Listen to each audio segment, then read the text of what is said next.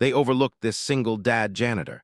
Then he stopped a reactor explosion in seconds, terrified everyone. Marcus Webb pushed his cleaning cart down the long corridor of Meridian 7 Research Station. The wheels squeaked softly against the polished floor. It was gamma shift, the quiet hours when most of the station slept. Marcus preferred it this way. Fewer people meant fewer reminders that he was invisible. He stopped at Lab 7 Delta and pulled out his mop. The bucket sloshed with soapy water as he began cleaning the floor in steady, practice strokes.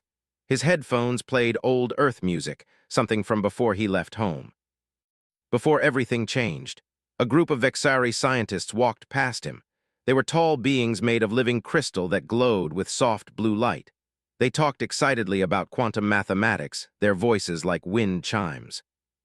Marcus stepped aside with his mop to let them pass. They didn't even glance at him.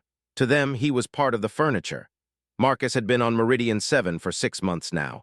6 months of mopping floors, emptying trash bins, and wiping down equipment. 6 months of being nobody.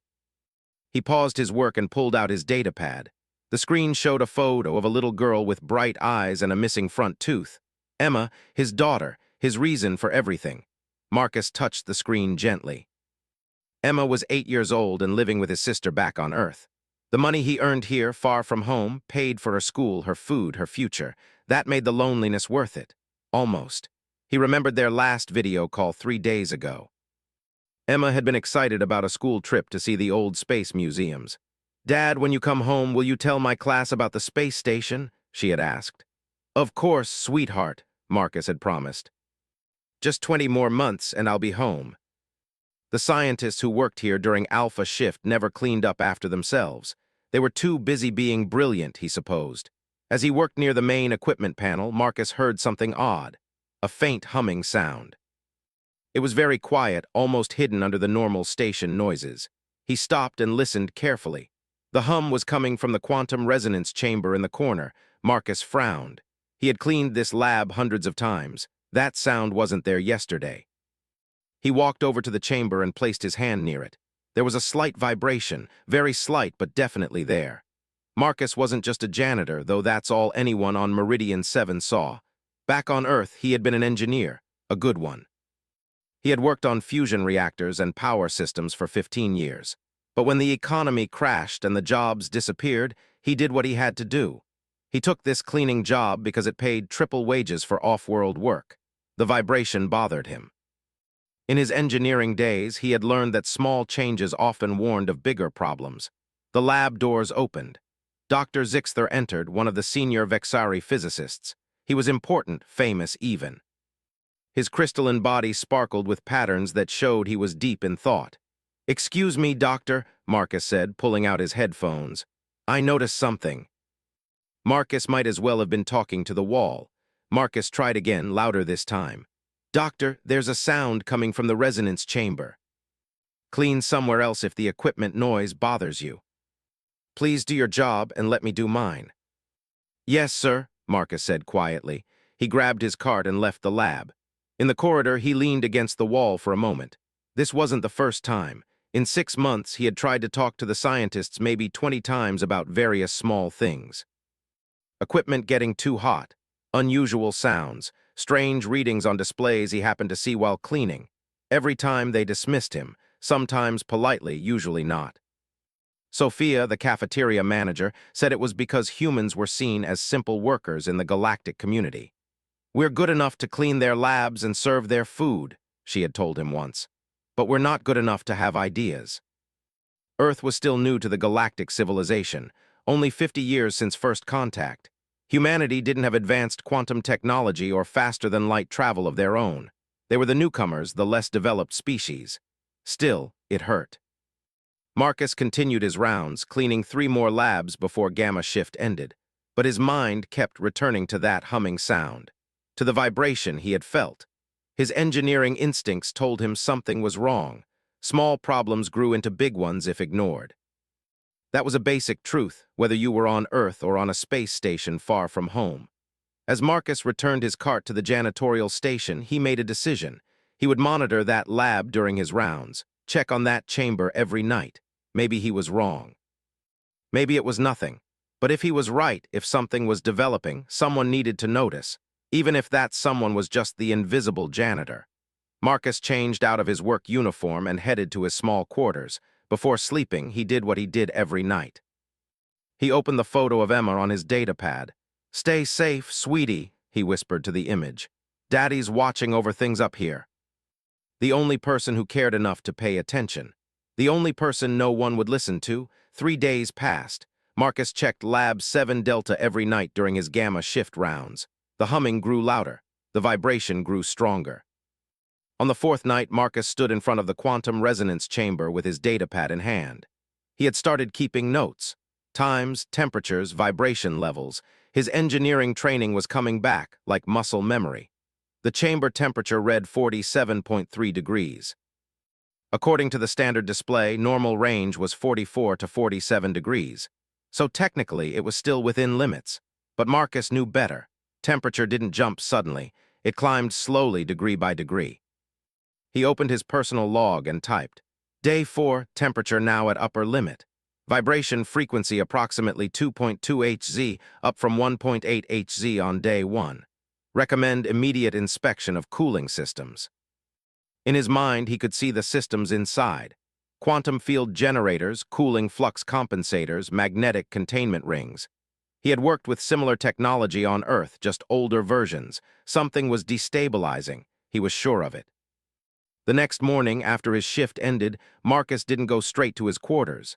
Instead, he went to find the shift supervisor, Dr. Kalarn. The Klitsch scientist had an office near the central hub. His insectoid body was always in motion, multiple arms typing on several screens at once. "Dr. Kalarn?" Marcus knocked on the open door. "May I have a moment?" "Is there a cleaning emergency?" Kalarn finally stopped typing. "Are you an engineer?" "We have monitoring systems. We have trained scientists. If something was wrong, they would know. If we could just check the cooling systems." Other station workers passed by. A group of Numerian scientists floated past, their gaseous bodies contained in environmental suits. They were laughing about something, their voices like whistling wind. None of them noticed Marcus. As usual, he found himself in the cafeteria. Sophia was restocking the beverage dispensers. She looked up when Marcus entered and immediately saw his expression. "They didn't listen," she said. It wasn't a question. Marcus sat down heavily at one of the tables. "How did you know?" Kalarn's dismissal. Sophia listened quietly. When he finished, she sighed. "Marcus, you're probably right. Your instincts are good, but they'll never listen to us." She had accepted this reality long ago. "In this station, we serve food, we clean floors, we fix broken furniture. That's all we are to them. Cover yourself. That way, if something does go wrong, at least you tried through official channels." He explained the danger of temperature drift in quantum systems. He projected that if the trend continued, the chamber could reach critical destabilization in approximately 36 days. He attached his old Earth credentials to prove he knew what he was talking about. Then he submitted it through the official station reporting system, addressed to Commander V. Halrex himself. 2 days later, Marcus received a response, not from the commander but from an administrative assistant. The message was cold and brief. "Your concerns have been reviewed by station engineering staff. All systems operating within normal parameters. Please limit future reports to matters within your job responsibilities. Overstepping professional boundaries may result in contract review." That night, Marcus sat in his tiny quarters staring at his daughter's photo. He had a video call scheduled with her in 10 minutes. He tried to calm his racing thoughts. The call connected.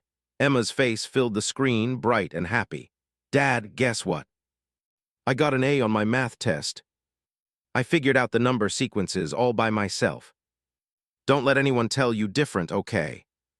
I promise." He didn't mention the resonance chamber or the warnings no one would hear. When the call ended, Marcus sat in silence. Emma's words echoed in his mind. "You're really smart, smarter than you think." The temperature in Lab 7 Delta was now 47.8 degrees, still technically within the maximum range of 48 degrees, but climbing steadily. The vibration frequency had increased to 2.9 Hz. Marcus did the calculations again, checking his math 3 times. At the current rate of increase, the chamber wouldn't reach critical levels in 36 days like he first projected. It would reach them in 38 hours. His hands started shaking. 38 hours, less than 2 days. A quantum resonance chamber failure wouldn't just damage equipment. It would trigger a cascade reaction in the station's main reactor. The explosion would vaporize Meridian 7 and everyone on it, all 859 souls. Marcus stood up. He had to try again, had to make them listen. But even as he thought it, he knew the truth. They had already dismissed him twice, warned him about overstepping. They saw a janitor, not an engineer, a human, not an equal. They wouldn't listen to warnings from someone like him, not until it was too late. 36 hours later, Marcus was cleaning outside the main reactor control room when the alarms started screaming. The sound was deafening. Red lights flashed throughout the corridor. Scientists poured out of labs, their faces filled with panic. The station's emergency system blared in multiple languages. Critical system failure. All personnel proceed to evacuation pods immediately. This is not a drill. Through the windows, he could see chaos inside. Dozens of scientists crowded around displays, their voices shouting over each other. Dr. Zixther stood at the main console, his crystalline body flickering with stress patterns. The quantum resonance chamber is in cascade failure. Nothing is responding. Everything he had feared, everything he had warned about, was happening right now. The timer at the top of the screen showed 180 seconds until complete cascade failure.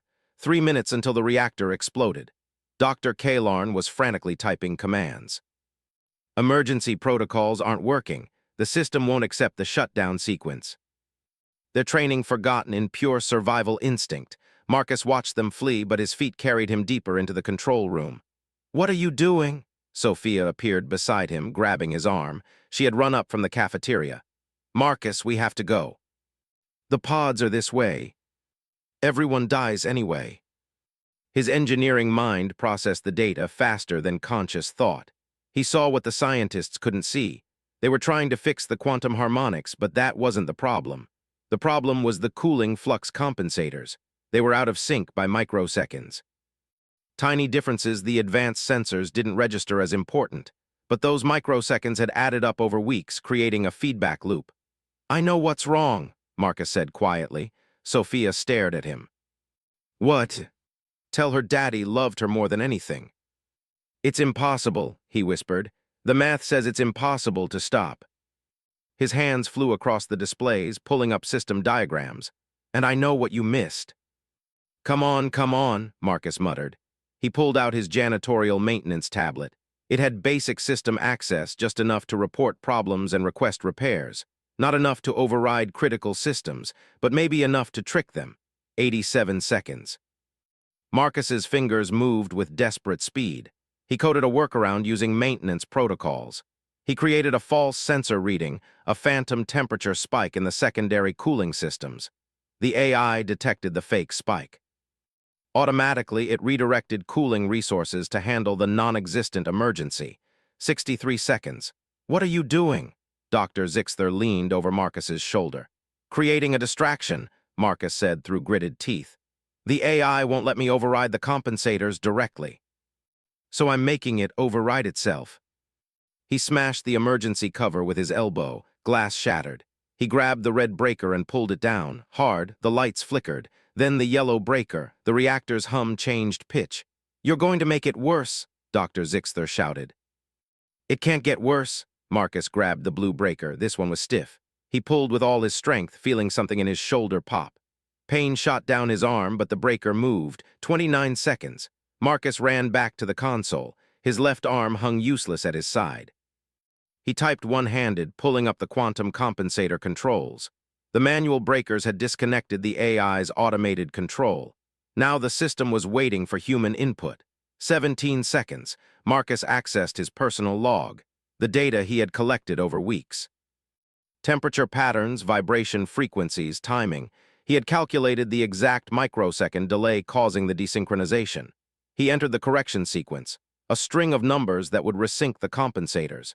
His hand hovered over the execute command. 9 seconds.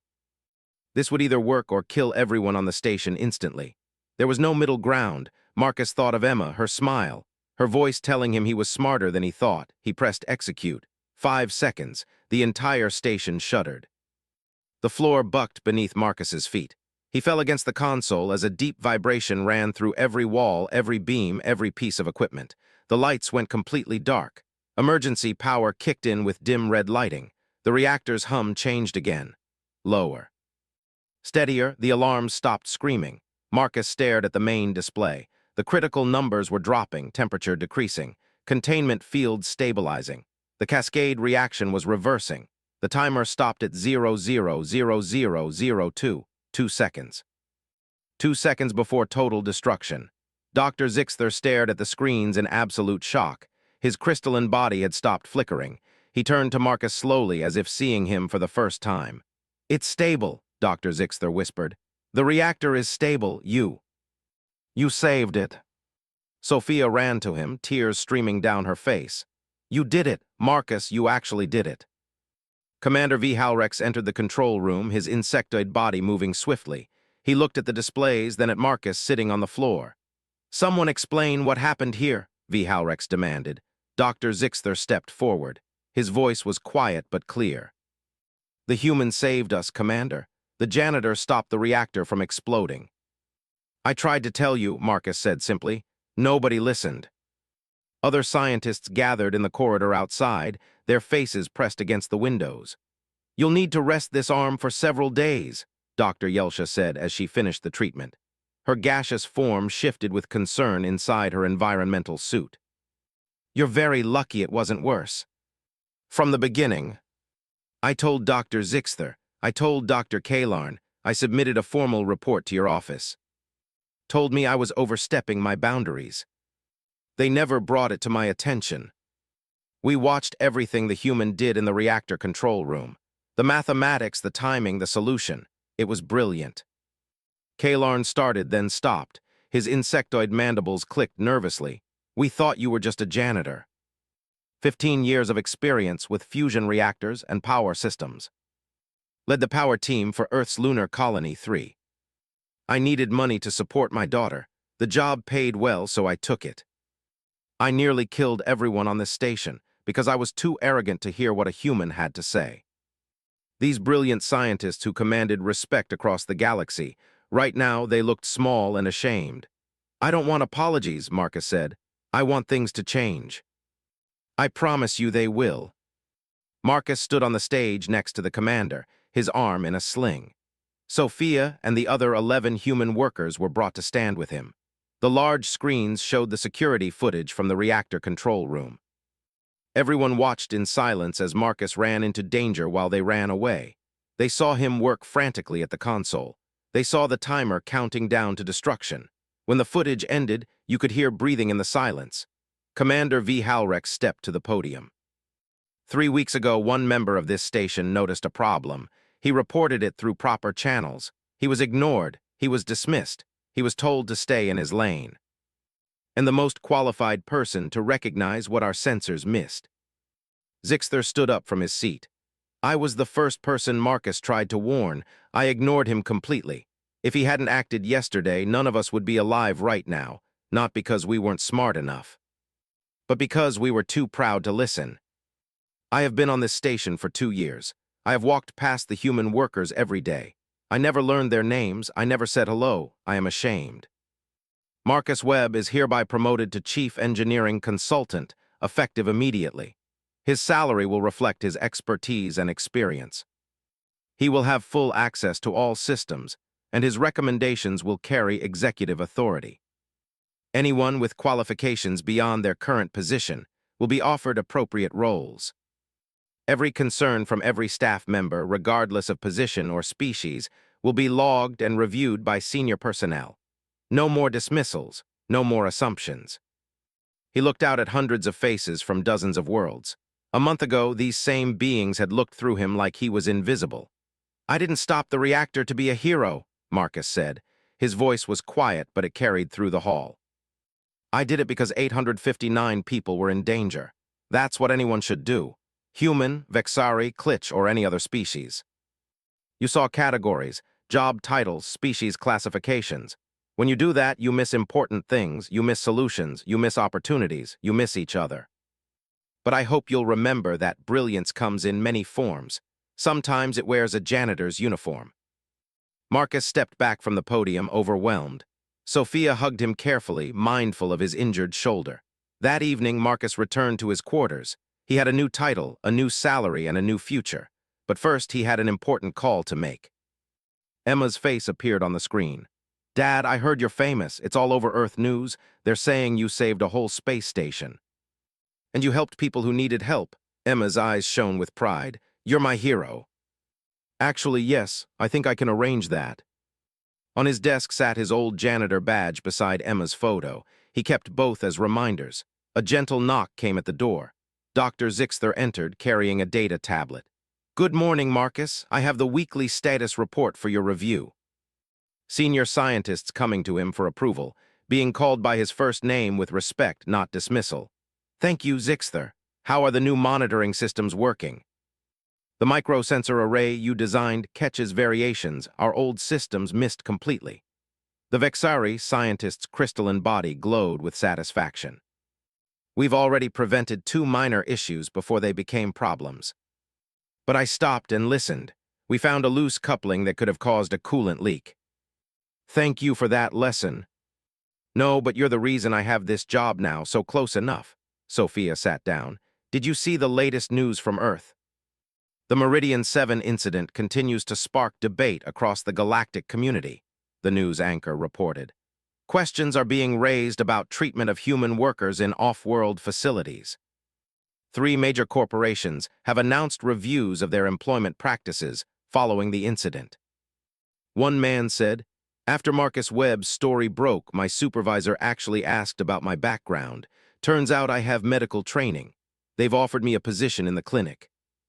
Now I'm helping design educational programs for the station. Something bigger than just this station."